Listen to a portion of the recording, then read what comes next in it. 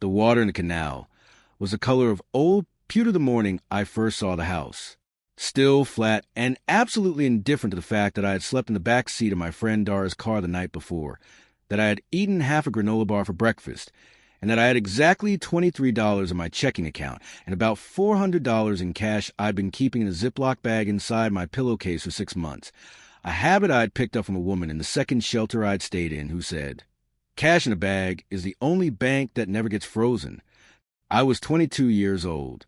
I had a community college associate's degree I'd managed to finish while technically homeless, a white dressing uniform I still kept folded neatly in my duffel bag out of pure habit, and no earthly idea what I was doing standing at the end of County Access Road in rural upstate New York, staring at a building that looked like it had been forgotten by everyone, including time itself. If you're enjoying this story so far, don't forget to hit the like button and subscribe. Drop a comment telling me where in the world you're watching from. I love hearing from you. But here I am, and here's that story.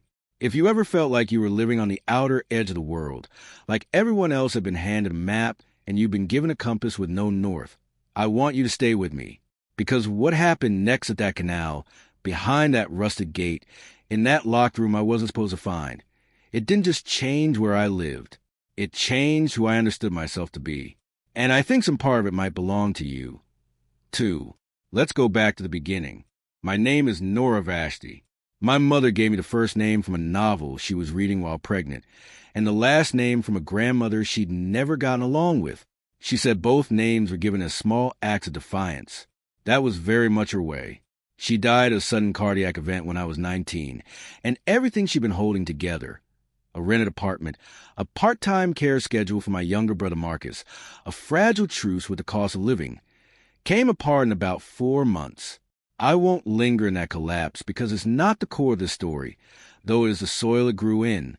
The short version is, I aged into adulthood sideways. I didn't walk through a door marked adult life. I fell through a trapdoor and spent 3 years figuring out how to climb back up.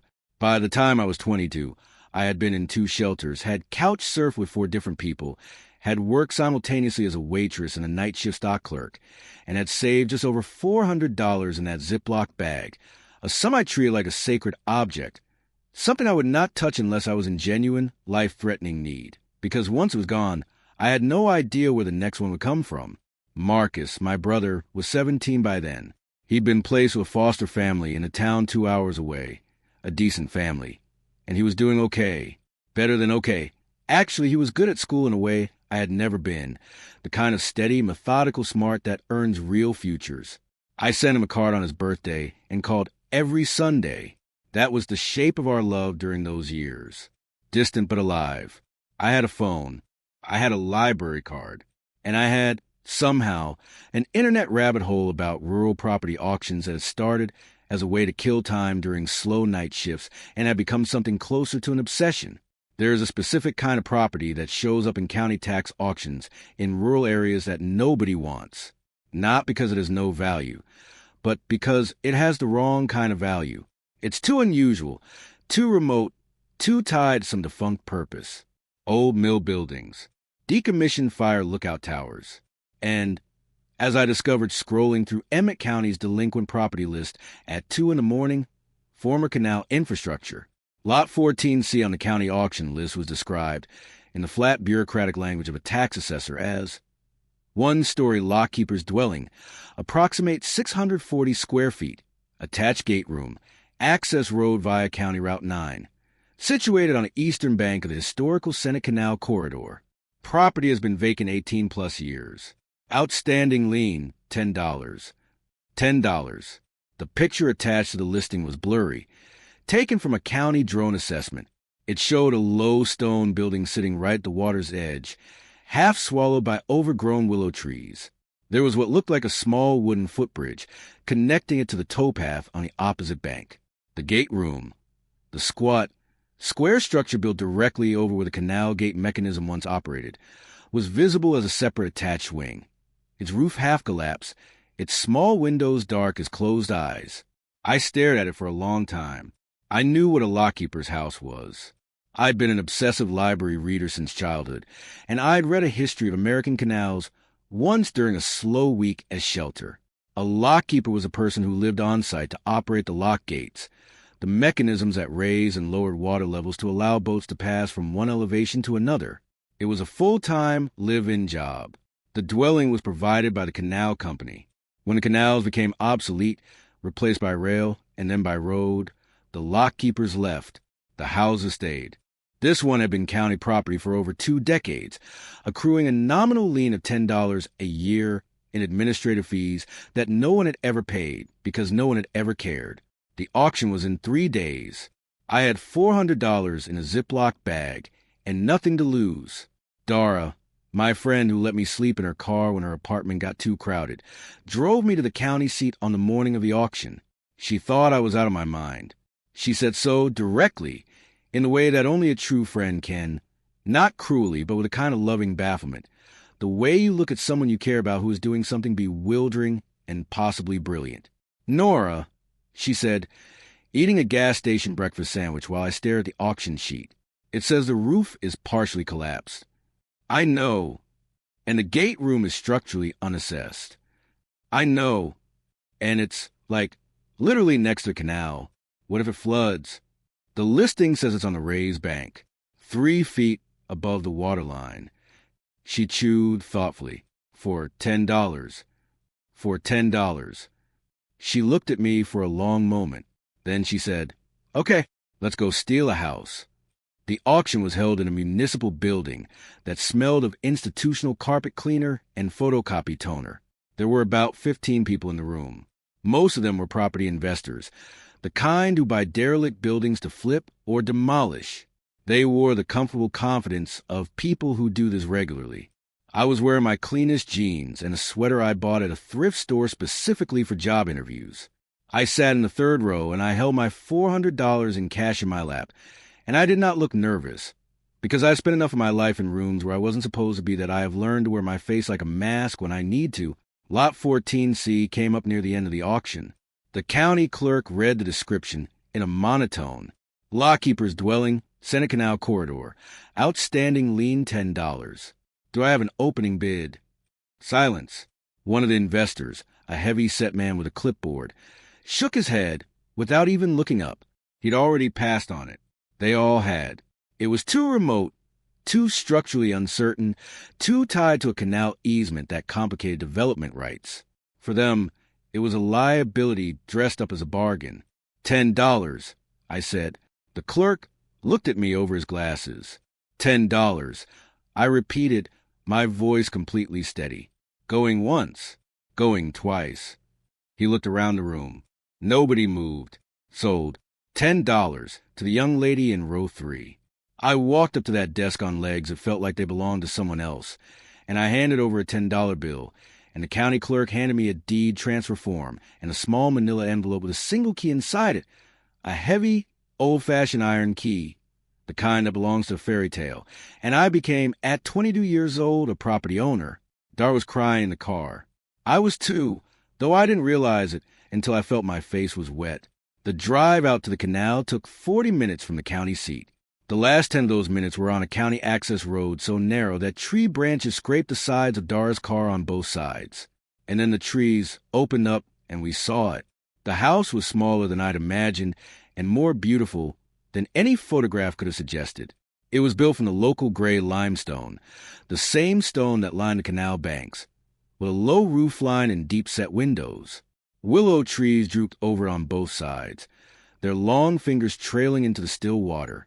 The canal itself was narrow here, no more than 20 feet across, its surface covered in a thin skin of bright green duckweed. It smelled of water and earth and iron. The attached gate room was visibly rougher. The roof had partially given way on the eastern side, and one of its small windows was missing its frame entirely. The wooden walkway over the lock mechanism was rotted through in places. But the main structure of the house, the lockkeeper's dwelling itself, was standing, solidly, stubbornly standing, the way old stone buildings do, because stone doesn't know how to apologize for taking up space. I stood there for a full minute just looking at it. Dara stood beside me. "It's actually kind of beautiful," she said, surprised. "I know," I said. The iron key fit the front door.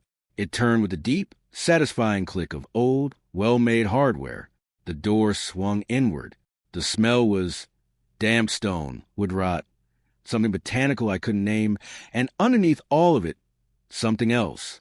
Something I can only describe as the smell of life that had been paused and was waiting to be resumed. It didn't decay. It was suspended. The interior was a single main room with a small lean-to kitchen along the back wall and a sleeping alcove separated by a half wall. The floors were wide plank oak, warped in places but solid. The walls were plastered over the stone. The plaster cracked in long, spidery lines but mostly intact. A cast iron stove sat in the corner, its chimney pipe still connected to the flue in the ceiling. Everything was covered in dust and the residue of years. Leaves had blown in through the missing window frame. A bird had nested in the kitchen shelf and abandoned it. A coating of green moss had crept up the north wall from the damp. But the bones were good. I knew enough from my shelter days, enough from watching what happened to buildings when they were genuinely neglected versus merely abandoned, to see the difference. This house hadn't been destroyed. It had just been waiting. I walked the length of the main room slowly, running my hand along the wall. I found the doorway to the gate room at the far end, a low, heavy wooden door, separate from the front entrance, reinforced with iron straps. It was locked. The iron key from the manila envelope didn't fit it. This lock was different, smaller, and whatever key it took was not in the envelope. I stood in front of that door for a long moment. It was the middle of the afternoon. Light was coming to the open door behind me and through the small windows, making the dust motes float in slow, amber spirals. The canal made a faint, lapping sound on the other side of the wall. I put my hand flat against the gate room door, and I thought, whatever is in there can wait. I have the rest of my life. And that feeling, that particular feeling of having time, of not being chased by immediacy for once, of owning something that would still be here tomorrow, was more overwhelming than I had expected. I sat down on the dusty floor of the lockkeeper's house, and I put my face in my hands and I shook, not from fear, from something else, from the pressure of 3 years of survival, finally having somewhere to land. Over the next 2 weeks, I lived in the car during the nights and worked on the house during the days. Dara lent me a sleeping bag and a camping lantern. I used $60 of my remaining cash to buy the most essential supplies, a heavy broom, a box of contractor trash bags, rubber gloves, a scrub brush, a bottle of bleach, some basic tools from a hardware store discount bin. I started with the same thing everyone starts with when they're reclaiming a space. Cleaning. There's philosophy in that act that I have thought about many times since. When you clean a place that has been abandoned, you are not just removing dirt. You are making a claim. You are saying, I see you. I am choosing you. You are worth the effort of my hands. I swept out the leaves and the bird's nest and the accumulated sediment of years. I scrubbed the walls and the floor. I cleared the moss from the north wall with a scrub brush and a mixture of bleach and water. I opened all the windows, the ones that still had frames, and let the canal air move through the rooms. On the third day, a man appeared at the end of my access road. He was in his late 60s with the broad, weathered hands of someone who had worked outside for his entire life. He stood at the property line and called out, not unkindly, "You the one who bought the Lockkeeper place?" "Yes," I said. He introduced himself as Roland. He owned the farm on the other side of the tree line, about a quarter-mile away. He'd watched the house sit empty for 18 years. He seemed cautiously curious about me. The kind of curiosity a rural community extends toward a newcomer before it decides what to think of them. "Cast iron stove work?" he asked.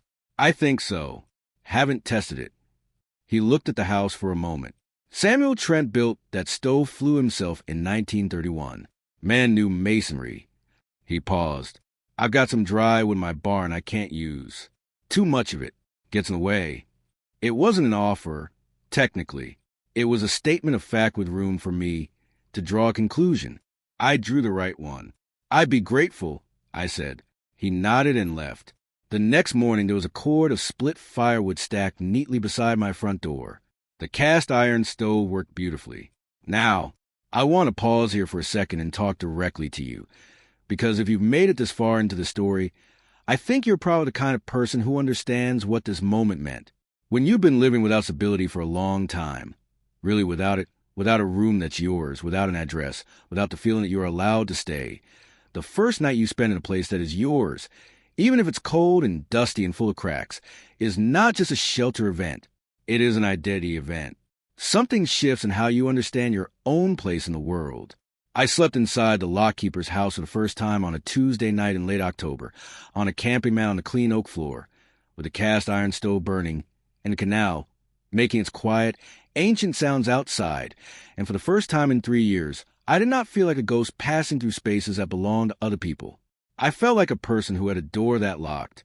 That feeling is what I want to talk about when I talk about what it means to come home.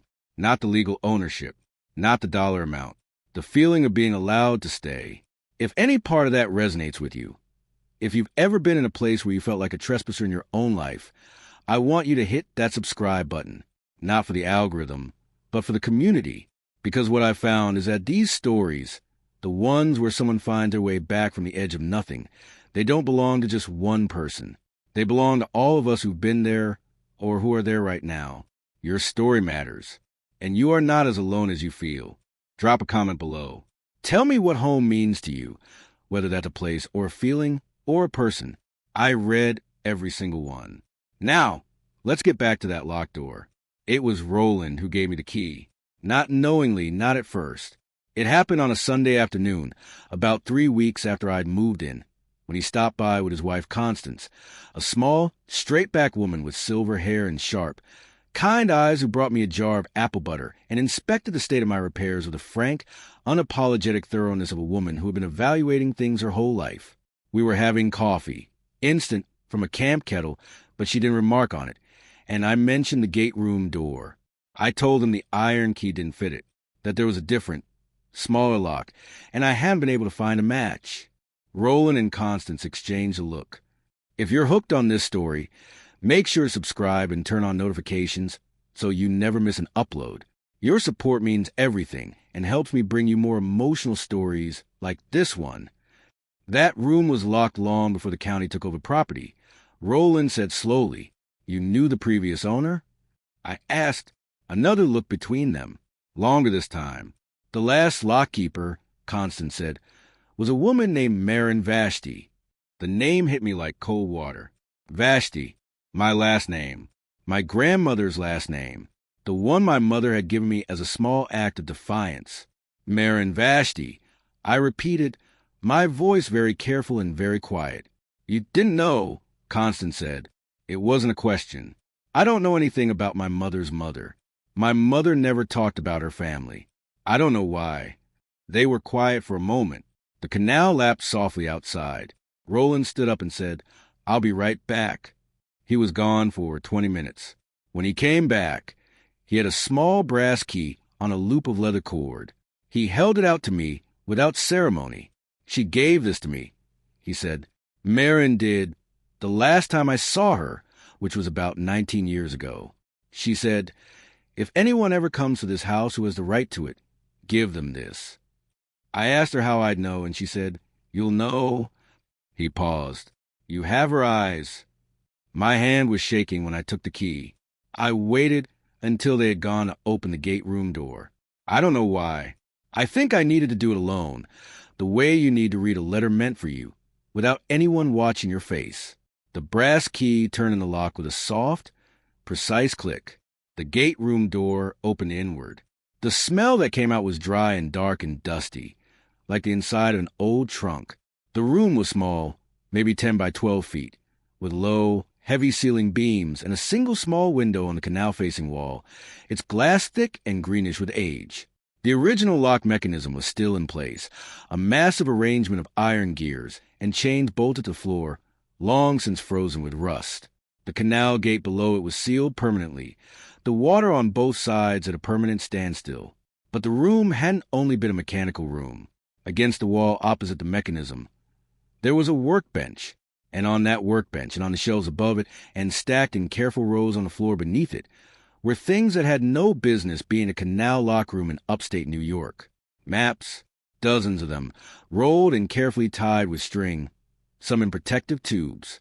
Books, not novels or almanacs, but technical books. Hydrology, civil engineering, waterway management, historical records of the Erie Canal system, land use law. Ledgers, their spines labeled in a neat, precise hand.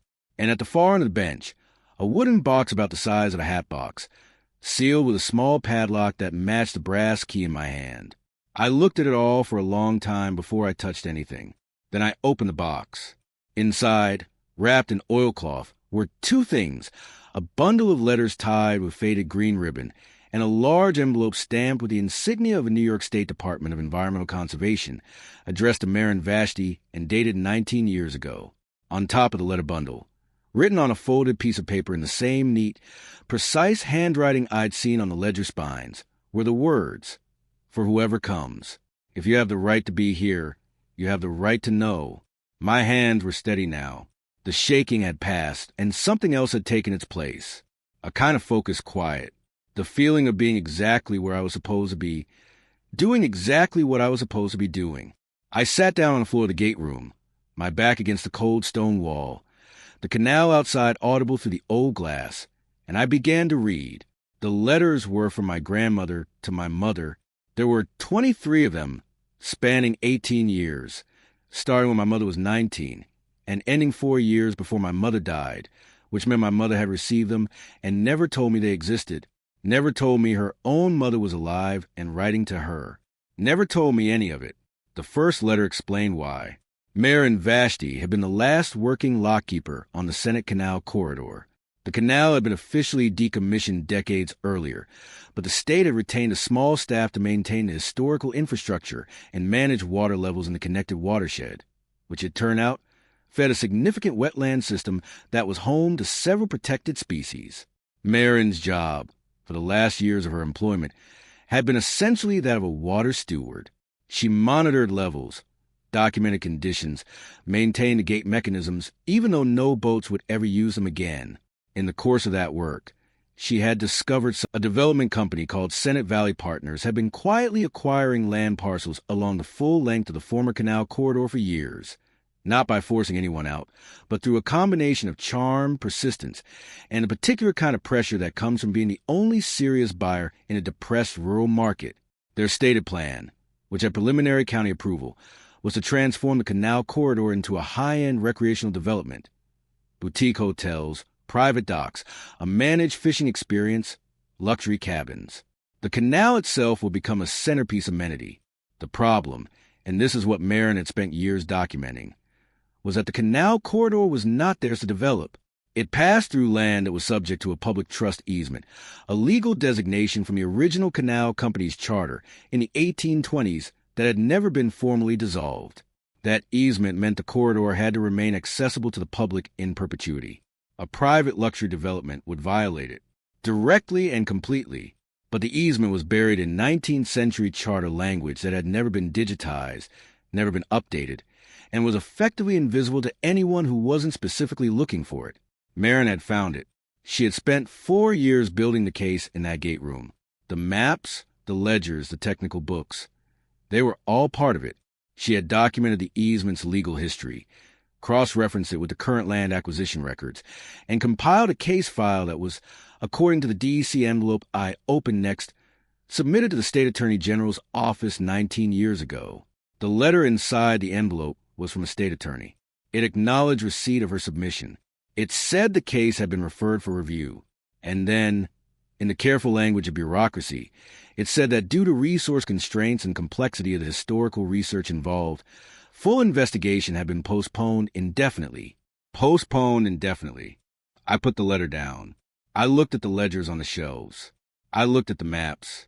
She had built a fortress of evidence in a forgotten room, and then handed the key to her neighbor and walked away. Not because she had given up. The letter made that clear. She had walked away because the state had a copy of everything, and she believed, stubbornly, that it would eventually be acted upon. But nothing had happened, and Senate Valley Partners had not stopped moving. I found a newspaper from the town of Senate Mills in the bottom of one of the ledger stacks. It was 8 months old. The headline read, "Canal Corridor Development Project Advances to Final Approval Stage." The article described a groundbreaking ceremony scheduled for the following spring. It quoted the head of Senate Valley Partners, a man named Declan Howe, described as a visionary entrepreneur, saying the project would bring 400 jobs and transform the region. I sat with that newspaper for a long time. Then I made a list. Not a plan, not yet. Just a list of what I had. 1 lockkeeper's house, legally mine. 1 gate room full of evidence my grandmother spent 4 years compiling. 1 state attorney's letter acknowledging receipt of a complaint that had gone nowhere. 1 brass key that Roland had held for 19 years, waiting for the right person. And 1 name, Nora Vashti, who was apparently my grandmother, who had apparently known this land mattered, who had apparently tried to protect it and had run out of time or resources, or both. And then I thought about the other thing. The thing I hadn't let myself fully acknowledge yet. She had written to my mother. 23 letters over 18 years. My mother had received them and said nothing, not a word. No mention of a grandmother, a canal, a locked room, a legal fight. Nothing. That silence had a weight to it that I couldn't fully carry that night. I set aside, not permanently, but for now, because the grief of it, the grief of a relationship I never got to have, of a history my mother had, for whatever reason, kept from me, was too large a hold while also figuring out what to do next. What I could hold, what I could act on, was this. My grandmother had left something unfinished, and I had stumbled into the exact position, at the exact moment, to potentially finish it. I put the letters back in the box. I locked the gate room, and I lay awake on my camping mat until almost 3 a.m., staring at the ceiling of the lockkeeper's house, listening to the canal, thinking. Here's what I want to say to you. If you're at a moment in your own story where the thing you found is bigger than you expected and heavier than you're sure you can carry, the weight is real. I'm not going to tell you it isn't. The fear is real. The doubt is real. The voice that says, "Who do you think you are? You're 22 years old, and you have $40 left, and you sleep on a camping mat." That voice is real, too. But here's what else is real. You are standing exactly where you're standing. Not where you wish you were. Not where you think you should be. Exactly here. And sometimes, not always, but sometimes, exactly here is exactly where something needs to be done. And you are the person standing here. That is not nothing. That is, in fact, everything. I'm going to keep going. But I want you to know that I see you, wherever you're sitting right now. And if any part of this story is speaking to some locked room in your own life that you haven't opened yet, I think you already know what the key looks like.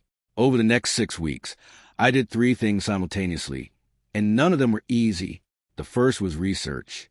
The county library in Senate Mills had a historical archive, and the librarian, a woman named Beatrice, who wore reading glasses on a chain and who became, over the course of those weeks, one of the most important people in the next chapter of my life, helped me access the original 1823 Canal Company Charter and every amendment and legal notation made to it since. The public trust easement was there, exactly as my grandmother had described it. Not buried once you knew to look, just unread. The second was legal help. I could not afford a lawyer. What I could do was contact the State Attorney General's Environmental Division and reference the case number on the letter in my grandmother's file.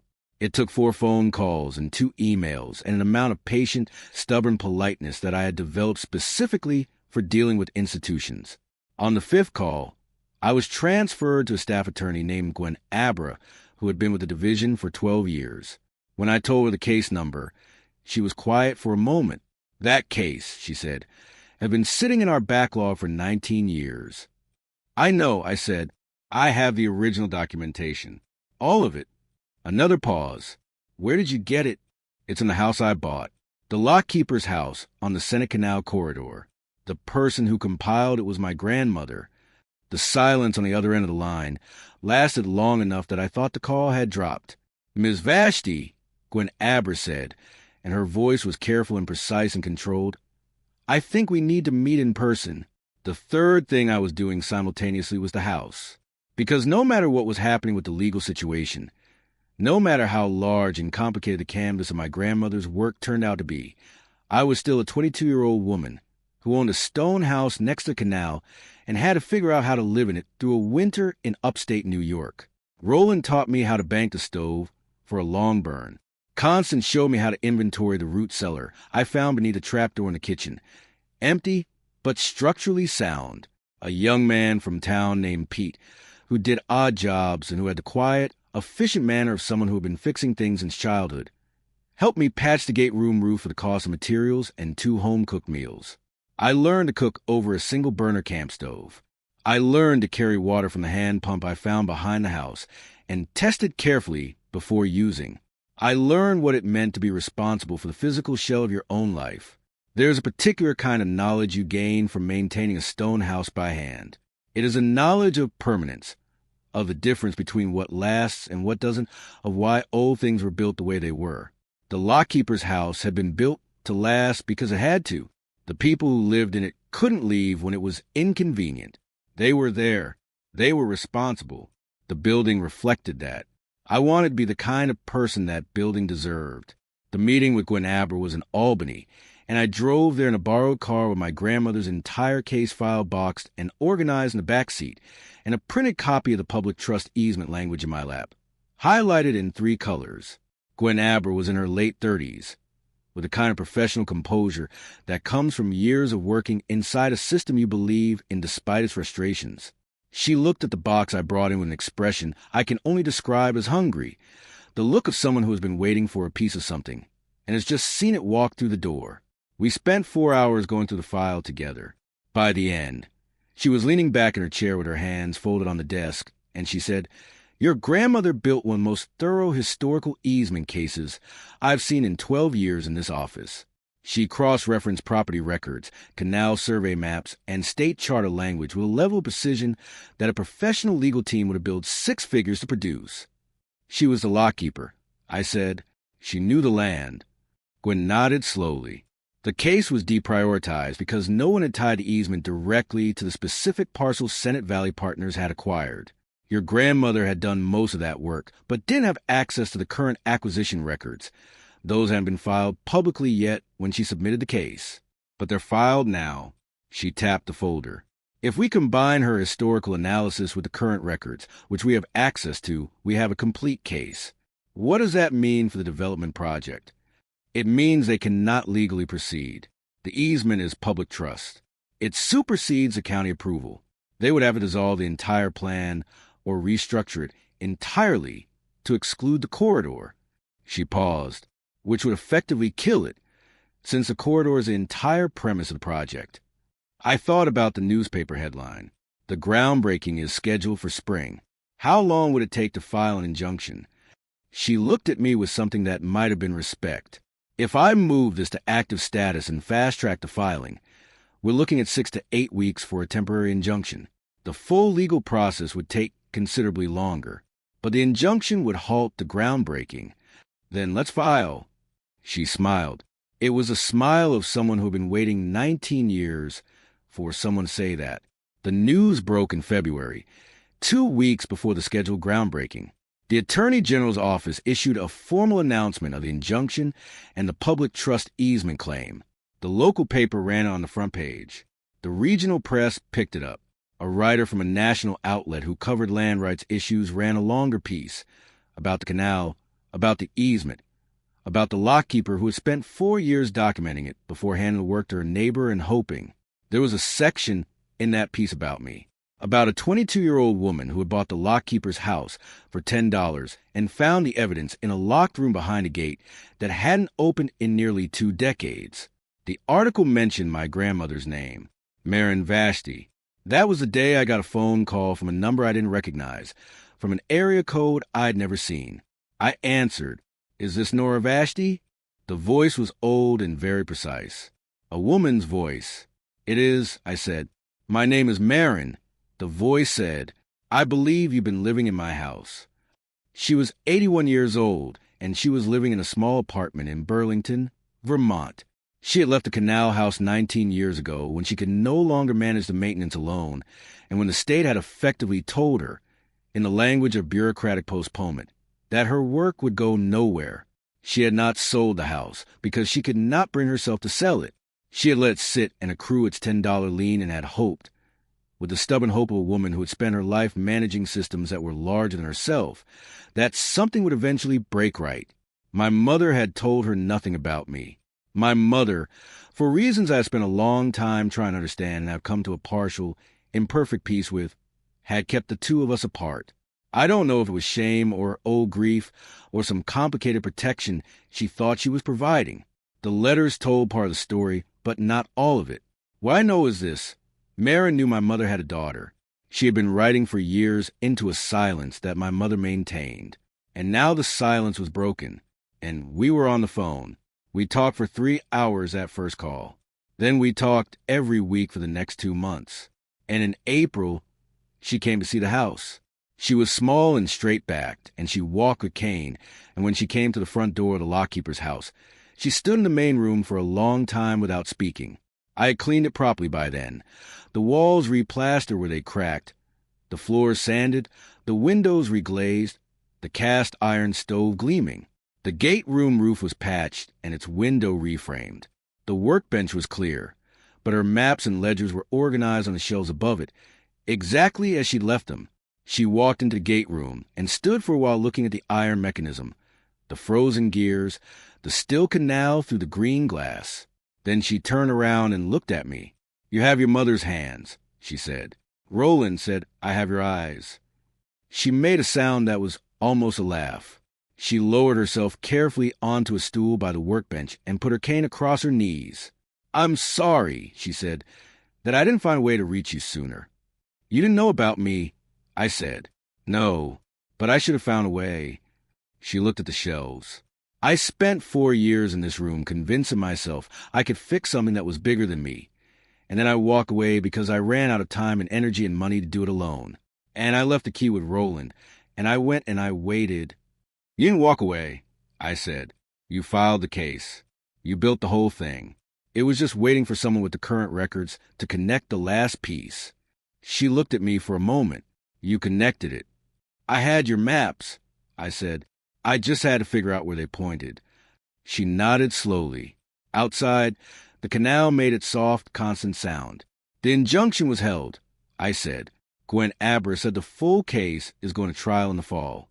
The development is on indefinite hold. The corridor stays public." "I know," she said. "I've been following." She paused. "What are you going to do with the house?" I looked around the gate room, at the iron mechanism, which was purely historical now, frozen in place, but still here, at the shelves of maps, at the low ceiling and the thick walls, and the green glass window with the canal on the other side.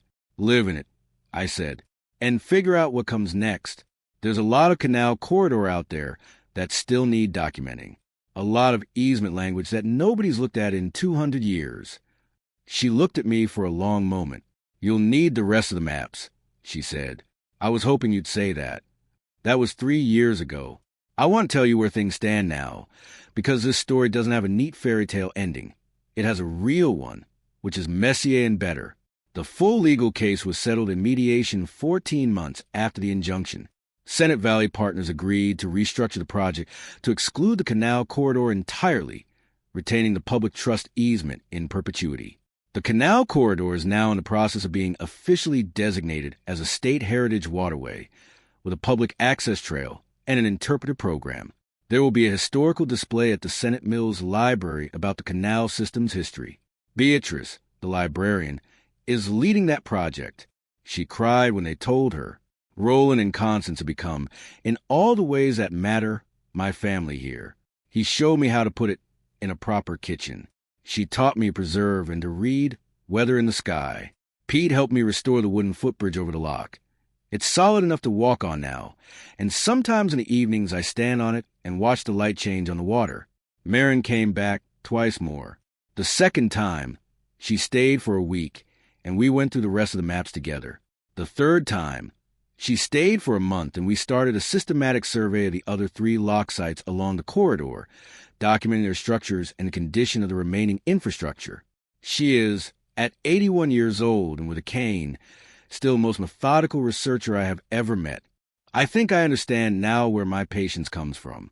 It came from her, through my mother, who carried it without ever saying so. Marcus visited in August. He's in college now, studying environmental science. He stood on the footbridge for about 10 minutes in complete silence, looking at the canal and the willows and the old stone house, and then he said, "Nora, this is the coolest thing I've ever seen." which is the highest compliment a 19-year-old boy can give. The gate room is a study now. The maps are still on the shelves, but there are new ones alongside them. My surveys, my documentation, the continuing work. The iron mechanism is still frozen in place. I've decided to leave it that way. It belongs there. It is part of what the room is. Some things should be allowed to remain exactly as they are, not because they still function, but because they tell the truth of what was. What I inherited wasn't Canal House, though the Canal House is extraordinary, and I will never take it for granted. What I inherited was a piece of unfinished work from a woman I didn't know existed, a woman who had loved the place so deeply she spent 4 years in a small stone room trying to protect it, and then had to walk away trusting that the work would find someone willing to carry it forward. I didn't come to that house looking for a legacy. I came because I was 22 years old, and I had $10, and I was desperate enough to buy something everyone else had walked away from. I came because desperation, in the right circumstances, looks a lot like bravery from the outside. But here's what I know now that I didn't know then. The place didn't save me. I mean, it did. Practically, materially, it absolutely changed the course of my life. But that's not the whole truth of it. The whole truth is that I was already the kind of person who would drive 40 minutes down a dirt road, turn a key in a strange door, and decide to stay. I was already that person. I had been forged into that person by 3 years of surviving things I shouldn't have had to survive alone. The Canal House didn't make me who I am. It just gave me somewhere to be. Home isn't a place that rescues you. Home is a place that is worthy of who you've already become. Thank you so much for watching until the end. If you loved this story, check out the other videos on your screen now. I think you'll really enjoy them. And don't forget to subscribe if you haven't already. See you in the next story. Whatever your $10 door looks like, whatever locked room you're standing in front of right now, whatever key you've been handed that you're not sure you have a right to use, I want you to know that you have the right. The fact that you're still here, still looking, still trying, that's the right. Turn the key. See what's inside.